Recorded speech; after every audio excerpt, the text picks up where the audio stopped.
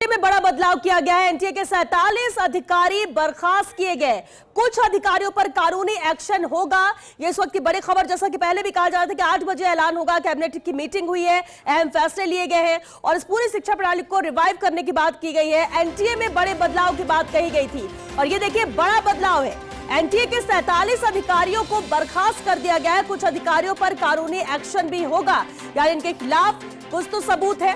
इनकी लापरवाही या जिम्मेदारियां ना निभाना, क्या कुछ रहता है वो देखने वाली बात होगी। लेकिन जो अभी जानकारी मिल रही है, जैसे कि पहले ही कहा जा रहा था कि 47 अधिकारियों को हटाया जा सकता है और अब इस वक्त ये बड़ी खबर आ रही है, एनटीए के 47 अधिकारी बर्खास्त कर दिए गए हैं।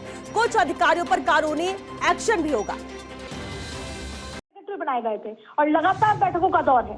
आज अभी आपसे बात कर रही हूँ, उससे पहले मिनिस्ट्री की बैठक चल रही थी।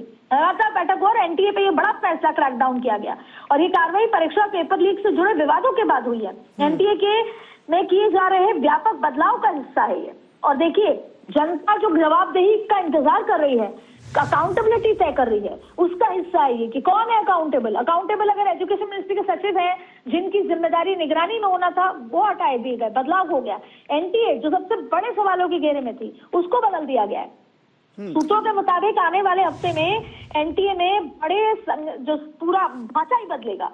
एक ऑर्गेनाइजेशनल बदलाव, प्रशासनिक बदलाव, सुधार ऐलान किए जाएंगे। और देखिए, अब एक और अगर हमारे दर्शक जुड़े हैं तो पहले उनको बता दें, नेशनल टेस्टिंग एजेंसी, राष्ट्रीय परीक्षा एजेंसी, भारत में शिक्षा मंत्रालय के तहत काम करने वाली एजेंसी होती है ये इंडिपेंडेंट संस्थान है और जिसका मुख्य काम ही देश के कई बड़े प्रवेश और परीक्षाओं को आयोजित कराने की बात होती है। एनटीए प्रमुख रूप से, आपको मैं ये बता दूं, ना सिर्फ नीट यूजी बल्कि सीयूईटी, यूजी, पीजी जो विश्वविद्यालय प्रवेश के लिए होता है, यूजीसी नेट जैसी परीक्षाएं और जेईई मेंस इंजीनियरिंग जो होता है, ये बड़ी परीक्षाएं हैं जिसमें देश का मिडिल क्लास युवा सबसे पहले चाहता है, बचपन से सपना परिवारों का होता है कि एग्जाम हो। और अगर एनटीए फेल हो जाता है, एनटीए 2024 में पेपर लीक, अभी पेपर लीक, तो ये बड़ी कार्रवाई हुई है।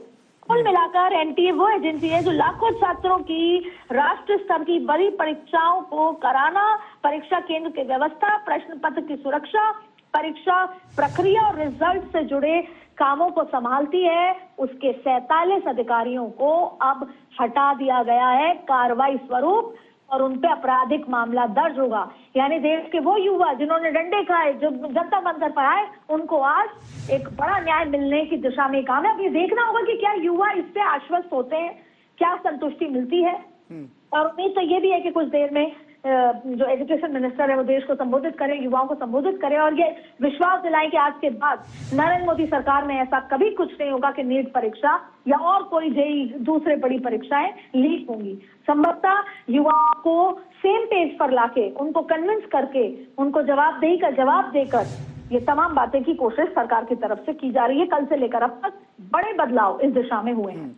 अदिति, माना जा रहा है कि ये तो अभी कार्रवाई की शुरुआत है, इससे बाद और भी कई कदम उठाए जा सकते हैं और भी बड़ी कार्रवाई देखने को मिल सकती है आने वाले समय में।